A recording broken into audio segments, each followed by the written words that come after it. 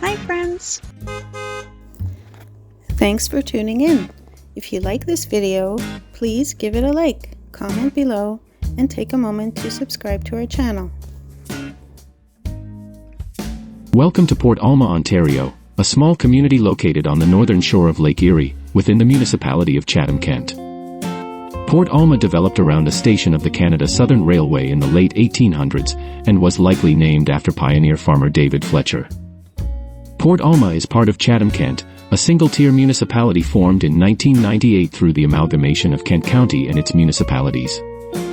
The area has a rich cultural heritage that began long before European settlement, with large stockade villages and neutral Indians dominating the Thames River and the Lake Erie Lake St. Clair shorelines. Port Alma's location along Lake Erie offers residents and visitors scenic views and access to various outdoor activities. The community's proximity to the lake provides opportunities for boating, fishing, and enjoying the natural beauty of the shoreline. Additionally, the surrounding Chatham-Kent region offers a variety of cultural and recreational activities, contributing to the area's appeal.